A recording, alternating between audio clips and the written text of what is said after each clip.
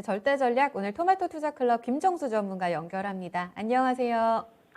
네, 안녕하세요. 반갑습니다. 정수투자 김정수 전문가입니다. 네, 거래소보다 확실히 코스닥을 더 많이 팔고 있는 외국인의 수급이 좀 걸리는데요. 그래도 980선을 좀 지키고 있습니다. 더 신기한 건 또 바이오 종목들이 지난주 공매도 타겟이었었는데 오늘 외국인 매도에도 불구하고 강하게 좀 튀어올라서 여기에 대해서 좀 하실 말씀 많으실 것 같아요. 전문가님, 일단 오늘 한마디는요? 예, 오늘장 한마디는 이렇게 표현을 좀 해봤습니다. 우리가 올해 들어서 바이오 제약의 이 시세가 제대로 한번 났던 적이 3월 달에서 이제 4월 달인데요. 그때 이제 주도주 시세의 첫 번째 판을 장악했던 주식들은 이제 코로나 변이 관련돼서 이제 엔지캠 생명과학, 그 다음에 이 mRNA, 그죠? 그 다음에 이제 변이 관련되어서 엔지캠 생명과학, 이게 한 89,000원대에서 한 15만원 수준까지 갔으니까요. 그 다음에 mRNA 관련된 이 플랫폼이 먹이를 물고 왔다. 그래서 아이진, 그 다음에 뭐 셀리드, 그리고 이제 에스팜, 이런 거를 제가 3월 초에 정말 많이 추천드렸었거든요. 이 mRNA 플랫폼이 앞으로 이제 시장을 좀 장악하는 키워드를 이제 등장을 할 거다라는 말씀을 좀 드리면서 요 시세가 한 달에서 한 달 반 정도 간 것 같습니다. 이게 바이오 제약에서 이제 주도주 첫 번째 판을 좀 장악했다라고 좀 본다면 이제 두 번째 판으로 이어가야 되잖아요. 그러면 요거는 제가 명인들의 복귀를 통해서도 계속 강조를 해드리고 있고, 뭐 진실지나 뭐 이번 시간 통해서도 여러 번 강조를 해드리고 있는데, 작년도에 이 3월 달에서 4월 달 코로나 이 치료제라는 이 키워드를 가져왔던 게 셀트리온입니다. 그래서 셀트리온이나 삼성 바이오로직스가 실제로 이제 대규모 계약이 이루어졌었죠. 삼성 바이오로직스 같은 경우에는 비락의 위탁 계약이 되면서 펀더멘털로 완전히 상향되는 이런 모습이 나왔는데, 근데 요거보다도 판이 더 커졌던 게 진단키트 CGN 같은 주식이었거든요. 왜냐면은, 물건을 생산하면서 생산하는 족족 다 팔리니까 이거는 숫자로 가늠하기가 너무 쉬웠던 거죠. 우리가 5만원짜리가 100개 팔리느냐, 1000개 팔리느냐, 그러면은 우리가 마진도 계산하기가 쉽고, 눈에 찍히는 것도 보이고요. 그 다음에 뭐 프랑스에 수출한다고 한다면, 조만간 독일이나 뭐 스페인이나 영국에도 수출하겠구나. 이런 식으로 우리가 시장 파일을 계산할 수 있잖아요. 그쪽에 어떤 인구라든지 이런 거 계산해서 프랑스가 한 2천만 명 되고 독일이 한 8천만 명 되고 이런 식으로 인구를 계산을 해서 이건 이제 정부 쪽에서 구입을 하니까 매출을 예상하기가 쉽잖아요. 즉, 두 번째 판을 장악하는 녀석은 숫자랑 관련돼야 된다는 이야기를 하는 겁니다.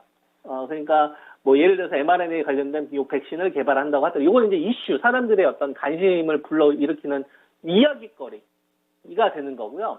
첫 번째 판이 만들어졌던 게 이제 아이진이 제가 말씀드리고 나서 한 3배 정도 갔어요. 12,000원대 초반대에서 한 3만원대까지 갔고, 그리고 그 에스팜이나 이제 셀리드 같은 경우도 이제 2배 해서 2.5배 정도 갔거든요. 이게 첫 번째 판을 장악했던 애들이에요. 그래서 첫 번째 한 달에서 한 달 반 정도에 2배에서 한 3배 정도의 시세를 만드는 애들이 mRNA 관련된 플랫폼이나 또는 이제 코로나 변이, 요거와 관련된 키워드. 근데 두 번째는 직접적인 숫자로 연결될 수 있는 녀석이 두 번째 판을 저는 장악할 거다라고 보는 겁니다. 작년도에 셀트리온이나 삼성 바이오로직스가 코로나19로 인해서 바이오 제약이 제일 중요하구나. 코로나인데 바이오 안 하면 안 되겠구나. 그래서 이 중심을 딱 잡아주는 코로나 치료제 우리 개발할 거야. 백신 개발하는 업체들이 있어. 이런 식으로 이야기거리를 만들었는데 그게 실제로 수출로 돼서 뭐 이게 숫자로 연결되지는 않잖아요. 상황을 만드는 거죠. 사람들의 어떤 관심 사항들을. 사람들이 여기저기 이렇게 관심을 가질 수 있게. 근데 두 번째 판을 장악하는 주식들이 첫 번째 판을 장악했던 주식들보다 훨씬 더 무식하고 강력하게 심하게 시세가 터집니다. 뭐든지 첫 번째보다는요. 두 번째가 시세가 많이 터져요. 삼성 같은 경우도 보면 이병철 회장님도 훌륭하시지만 이건희 회장님 때부터 많이 잘 됐잖아요. 뭐든지 첫 번째는 기틀을 잡는 거고 두 번째에서 크게 시세가 터지는 거예요. 첫 번째는 관심사항. 두 번째 판은 숫자로 바로 연결이 돼야 됩니다. 근데 이 숫자가 너무 멀리 보이면 안 되고 딱딱 보여야 돼요. 이게 저는 대표적인 게 위탁 생산이라고 보는 거죠. 위탁 생산. 왜냐면은 이게 1,000만 도즈를 생산하느냐, 5천만 도즈를 생산하느냐에 따라서 매출도 너무 명확하게 나오고, 그리고 이걸 사주는 데가 국가란 말이에요. 국가.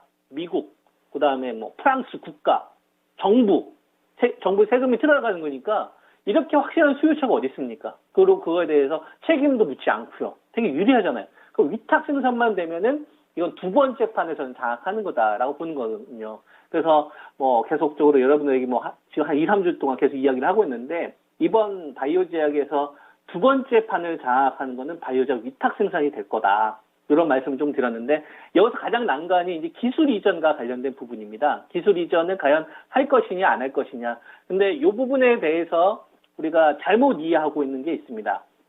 우리가 이제 기술 이전이라는 거는 실질적으로 바이오 업체들, 예를 들면 모더나나 화이자나 뭐 독일에 있는 이제 바이오엔텍이나 큐어백이나 이런 업체들이 mRNA에 관련된 이러한 요 백신을 혼자의 힘으로 R&D 투입해서 혼자의 힘으로 개발했으면 그렇게 주장을 해도 상관이 없어요. 근데 모더나는 벤처기업이었어요.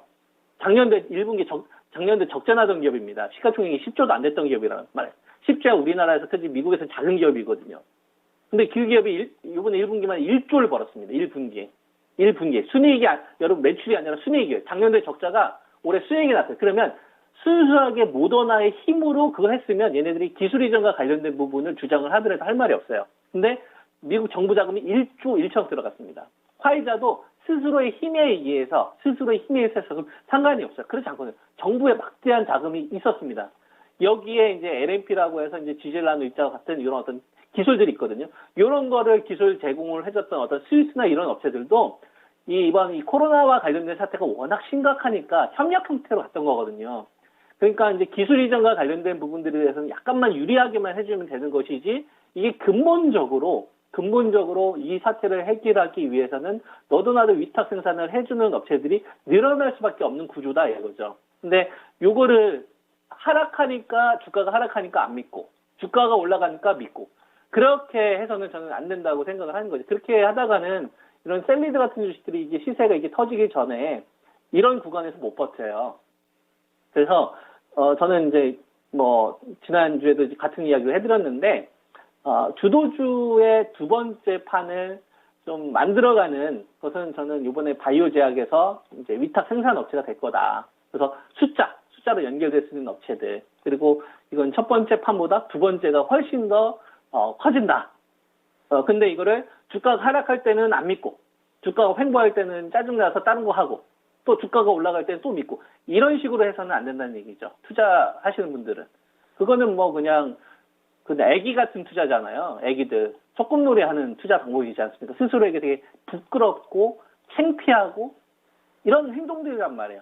그래서 우리가 주식 투자는 뭐 기관 투자가들이나 뭐 펀드 매니저처럼 프로는 아니지만 그래도 프로다운 생각을 하려고 노력을 해야 된다고 생각을 합니다. 그래서 바이오 제약 관련되어서 이제 저는 두 번째 판을 장악하는 거는 이제 바이오 제약 위탁 생산이고요.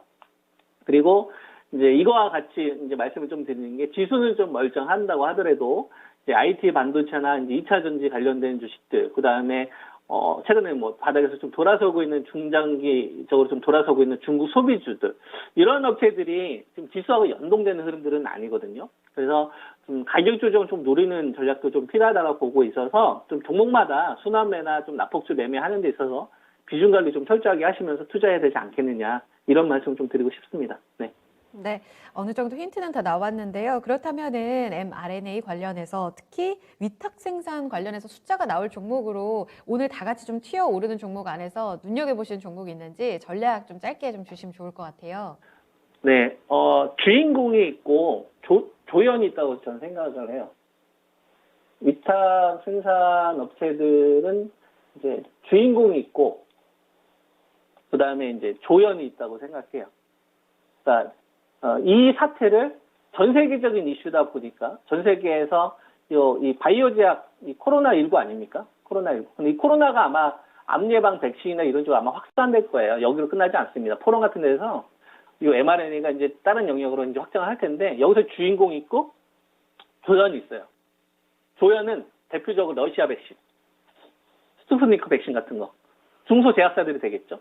이스앱지스라든지 뭐 바이넥스라든지 그다음에 휴온스라든지 휴온스 글로벌이라든지 실제로 이제 계약 이야기 됐던 이런 업체들이 이번 코로나 사태로 인해서 조연 역할이라고 봅니다. 그러니까 시세가 더 많이 터지긴 터졌죠. 그러니까 시세 보고 이야기하는 게 아니라 사이즈로 얘기하는 겁니다. 그래서 그만큼 정도 사이즈가 터진 거고 주인공은 모더나나 화이자 또는 독일에 있는 바이오엔텍이나 큐어백 정도. 요게 mRNA 백신이 메인이라고 보는 거죠. 요걸 수탁받을 수 있는 업체들로 저는 해야 된다고 봅니다. 그러면은 여기에 이제 대표적인 게 전 녹십자 그룹하고 한미그룹이라고 보거든요. 한미그룹. 이 두 가지를 메인으로 보고 그리고 바이오지약에 좀 판을 확대를 하려면 삼성 바이오로직스가 지금 얼마 정도 되냐면은 이거 명의대로 한번 보시면 나올 텐데요. 한 85만 원대에서 이 정도에서 한번 걸렸거든요. 저 자리에 넘었을 때가 두 번째 판이 영역이 좀 확대가 되는 구간이니까 그때까지 좀 꽉 잡으시면 될 것 같습니다. 네. 네. 알겠습니다. 전략까지 잘 참고해 볼게요. 2차 시세에서의 주연과 조연을 좀 잘 나눠서 참고해 봐야겠네요. 전략 여기까지 듣겠습니다. 고맙습니다, 전문가님. 네.